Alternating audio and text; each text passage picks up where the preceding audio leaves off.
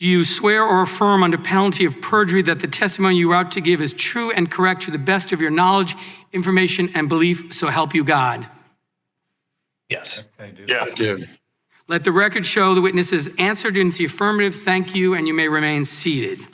Mr. Zuckerberg, in his written testimony, made the claim that Facebook is an American company with American values. Do any of the rest of you take a different view? That is to say that your companies don't embrace American values? Mr. Chairman, Mr. Cook, is the cancel culture mob dangerous? It's something I'm not all the way up to speed on. But if you're talking about where somebody with a different point of view talks and they're canceled, I don't think that's good. I think it's good for people to hear different points of view and decide for themselves. Yeah, I agree with that. I want to just reference a letter. Barry Weiss, who resigned as an editor at the New York Times, she wrote a letter explaining why she resigned. And I'll just read 3 sentences for all of you, actually.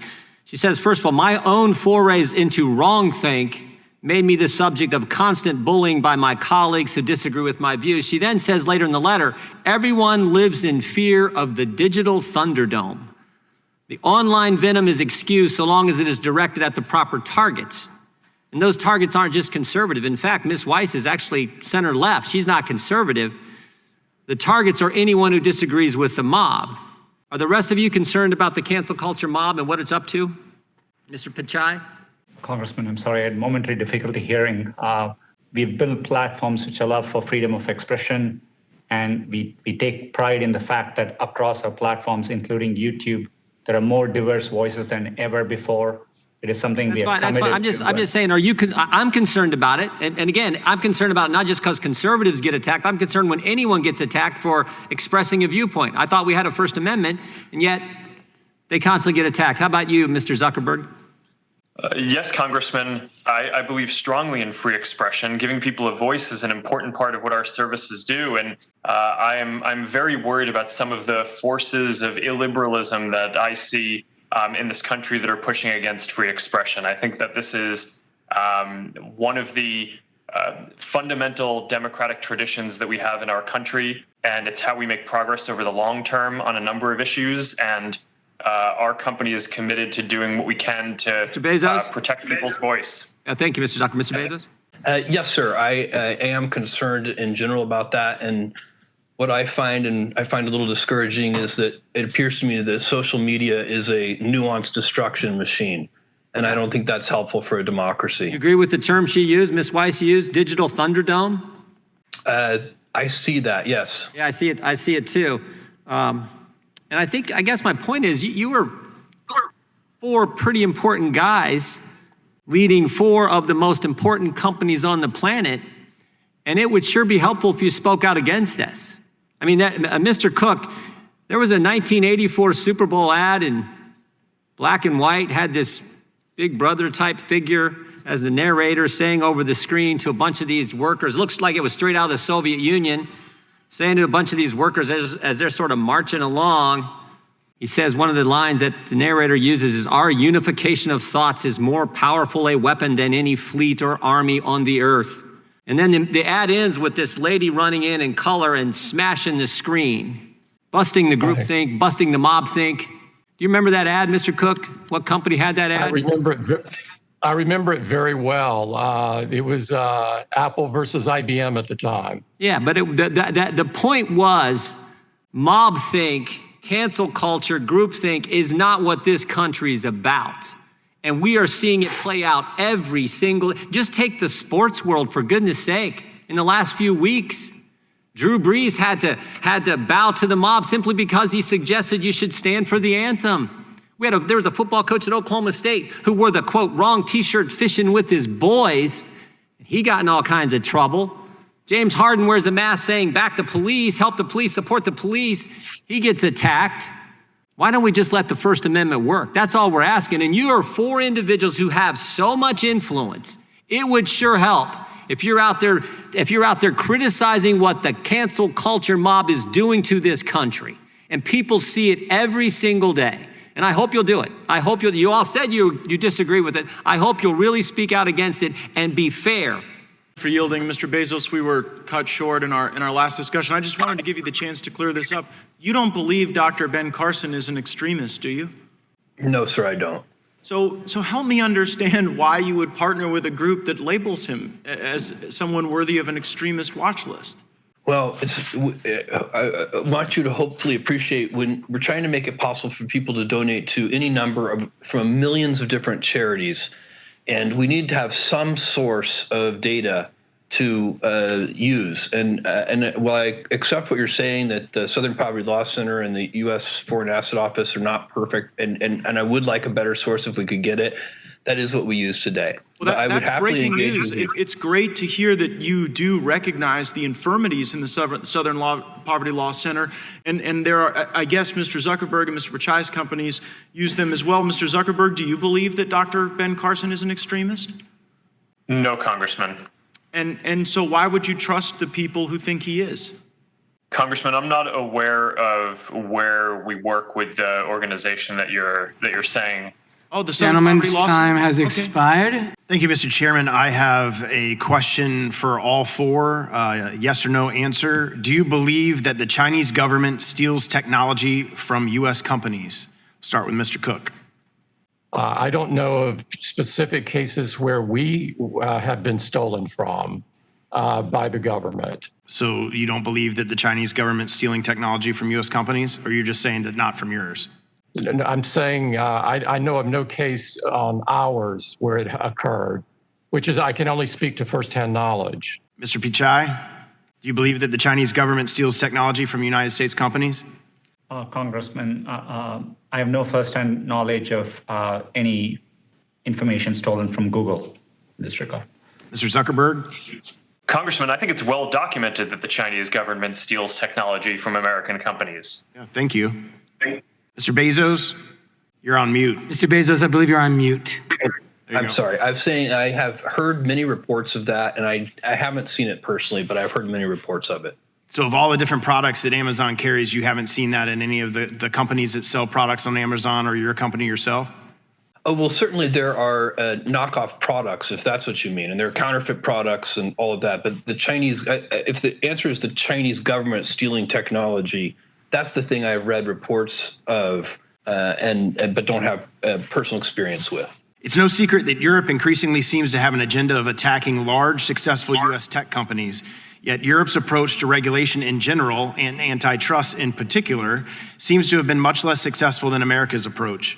America is a remarkable nursery for innovation and entrepreneurship and pursuit of the American dream. As you all know from direct experience, this is a country where it's possible to start a company from a garage or a dorm room and experience tremendous success. Do you have any recommendations on how Congress can better protect U.S. firms and U.S. companies from aggression and government intervention abroad, not just in Europe, but in China as well? Anybody that would like to chime in, I'll open it up to any of you. None of you have any recommendations on how Congress can better protect U.S. companies like yourself? All right, well, now I'll yield the remainder of my time to Mr. Gaetz. Thank the gentleman for yielding. Mr. Zuckerberg, what is a digital land grab? I want to recognize Mr. Pichai, who I think wants to make a correction for the hearing. The only correction, thanks, Mr. Chairman. There was a question earlier about information with respect to China. I just wanted to acknowledge on record that I recalled in 2009, we had a well-publicized cyber attack originating there, which did exfiltrate some code from there. I just wanted to correct that on record. Thank you. Thank you, Mr. Pichai. The record will so reflect. I recognize Mr. Bezos, thank you for being here today. I'm concerned that you've used Amazon's dominant market position to unfairly harm competition. We've heard from a number of companies that Amazon uses proprietary data from third-party companies to launch its own private label products, meets with startups to discuss investing in the product, and then uses the proprietary data from these meetings to create its own private label products, allows the sale of counterfeit items through its web platform. During this subcommittee's field hearing in Boulder this January, PopSocket's CEO and inventor David Barnett detailed how Amazon allowed counterfeit products to appear on Amazon's marketplace ahead of PopSocket's products. Mr. Barnett told CNBC that PopSockets found at least 1,000 counterfeit products for sale on Amazon's marketplace, which Amazon allegedly failed to remedy until PopSockets agreed to a nearly $2 million marketing deal with Amazon. We've also seen troubling reports in the Wall Street Journal detailing Amazon's use of third-party sellers' proprietary data to develop and market its own competitive private label products. The Wall Street Journal also reported last week that Amazon's venture capital fund used meetings with unsuspecting startup companies to gain access to secret proprietary product information and financial details. Amazon then reportedly used that information to launch competing products, often disastrous results for the original startup company. There are many examples of this behavior, but one allegation in the journal's reporting sticks out in particular. In 2011, Amazon contacted Vocalife, LLC's inventor, about the possibility of investing in the speech detection technology.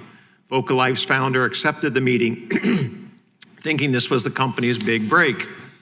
After displaying Vocalife's microphone technology and providing proprietary information, including engineering data, to Amazon employees, the relationship came to an abrupt halt. Amazon employees allegedly stopped responding to emails before the technology eventually found its way into the Amazon's Echo device. These allegations are serious, especially because the size and scope of these practices couldn't happen without Amazon's monopolistic control of the marketplace.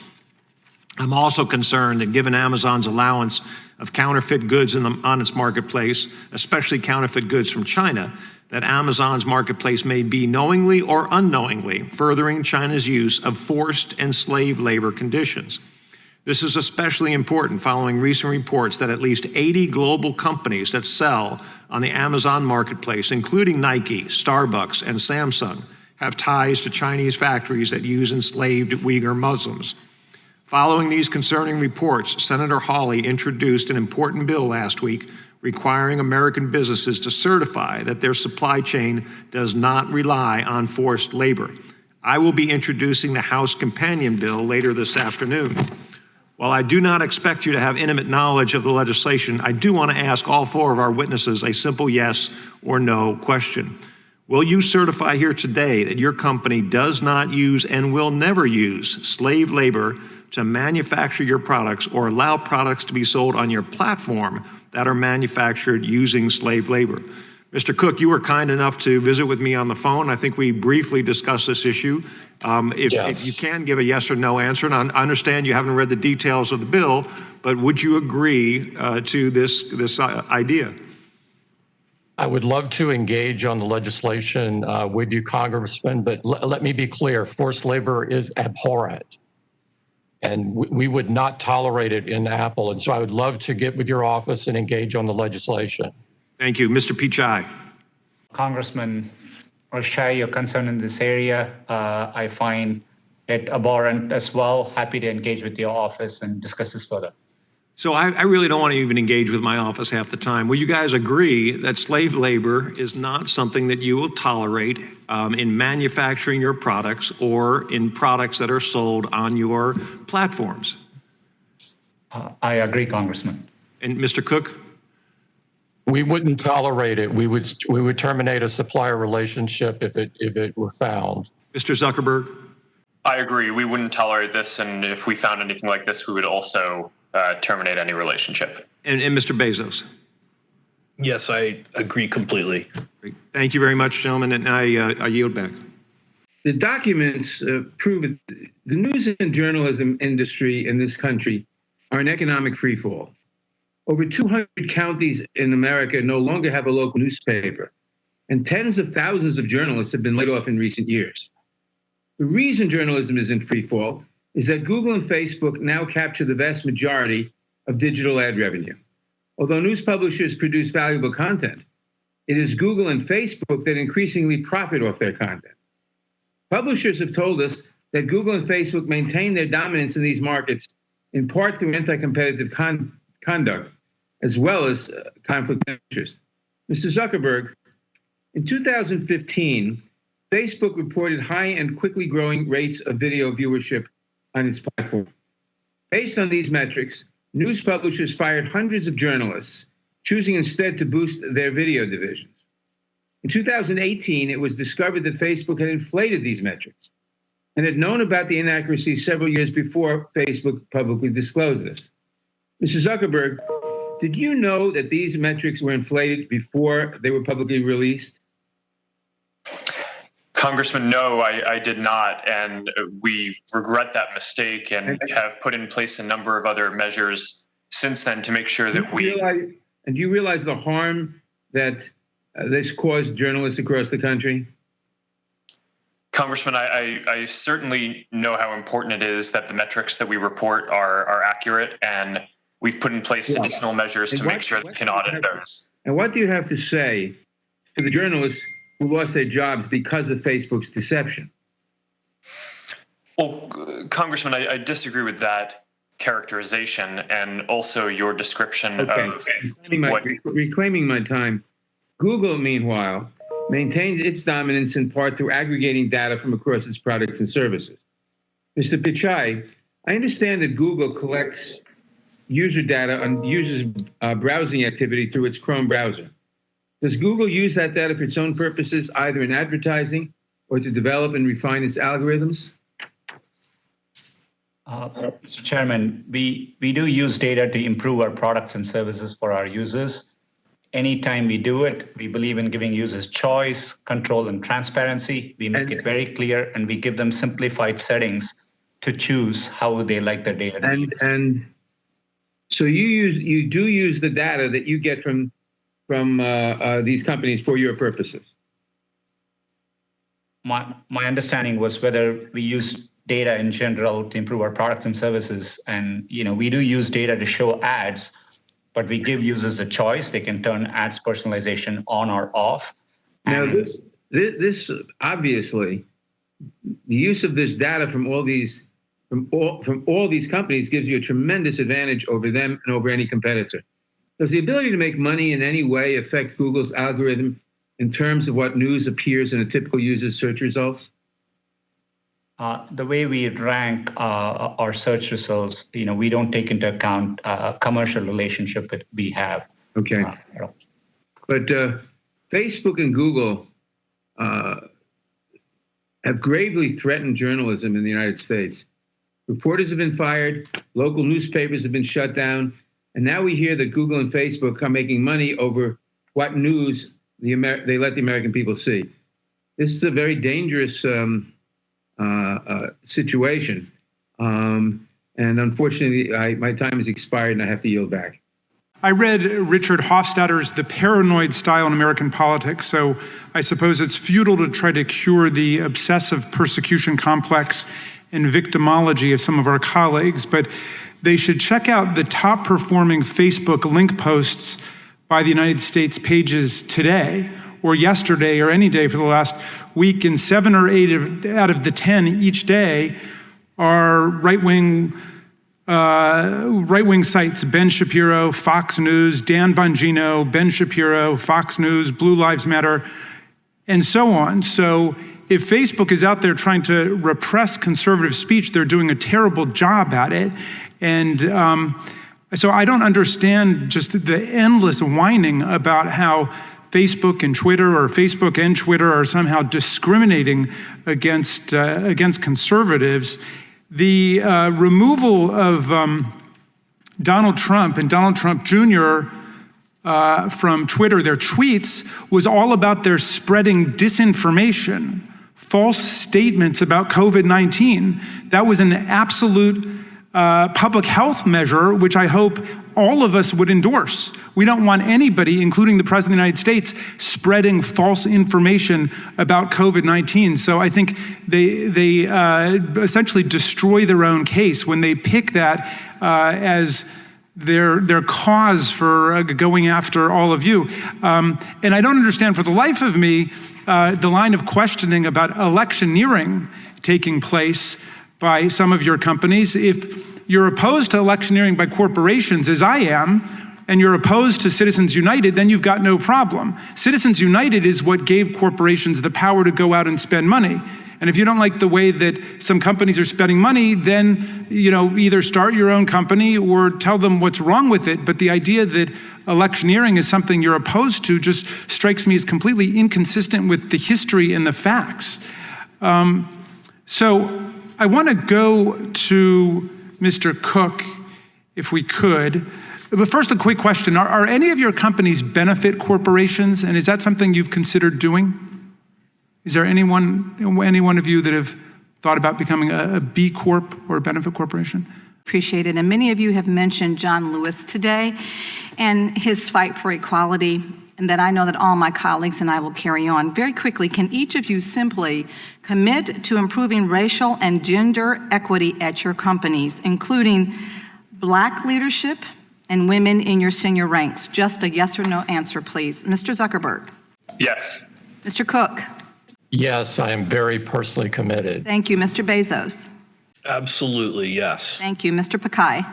Yes, and we've made public commitments to this regard. Thank you so much. Mr. I think that the history proves that Congress does a poor job in picking winners and losers. And I've looked over a lot of the material that has been assembled. I've been working with the chairman for over a year on this bipartisan investigation. And I have reached the conclusion that we do not need to change our antitrust laws. They have been working just fine. The question here is the question of enforcement of those antitrust laws. Now, we've heard a lot about the Facebook acquisition of Instagram. That happened in 2012. Obama's FTC signed off on that. So regardless of what you think has happened at that time, the fact is that this acquisition did pass the smell test of the regulators involved. Now, maybe they made a mistake or maybe something else happened, I don't know. But the fact is that there is not a problem with the law. Now, back about 35 years ago, AT&T was broken up because it was determined that one-stop shops were monopolistic. And AT&T, because you had to get your long-distance service from your local phone company, that was monopolistic. So the baby bells were spun off. A whole lot has happened since then. There were mergers and acquisitions in the telecom industry. Technology advanced a huge amount. And guess what? We're back to exactly where we were in 1984. So this goes to show that congressional pressure is not the best. Now, using the AT&T example, which I think was a big flop and counterproductive, let me ask Mr. Bezos, say the AT&T example was applied to Amazon and you were required to spin stuff off. So you might have no more of a one-stop shop, but you have to go to separate places for books or groceries or videos or electronics. How are the consumers helped by that? Sir, thank you. They would not be. Right. Very clear. Now, Mr. Pichai, let me ask about Google. If you were forced to split up your business lines, say spin off ad tech and YouTube, can you describe what happens to consumers there? Congressman, today, consumers in most of the areas we are dealing with, they see prices free or falling and they get more choice than ever before. So I think it serves them well. And you're right there. So, I'm not going to be on this committee in the next Congress. I am going to put my feet up and become a senior, quote unquote, statesman. But, let me say that we have heard a whole lot of complaints about big tech.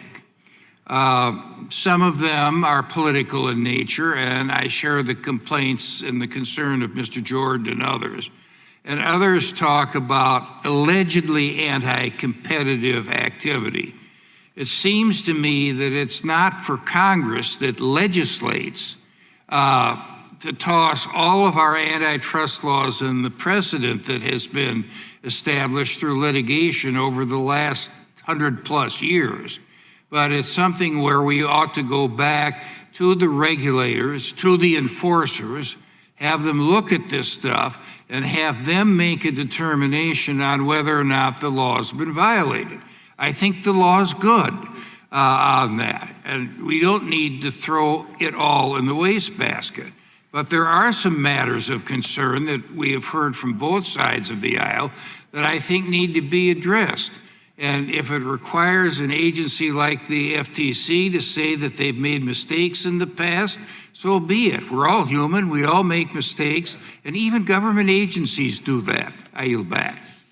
Today, we had the opportunity to hear from the decision makers at 4 of the most powerful companies in the world. This hearing has made one fact clear to me.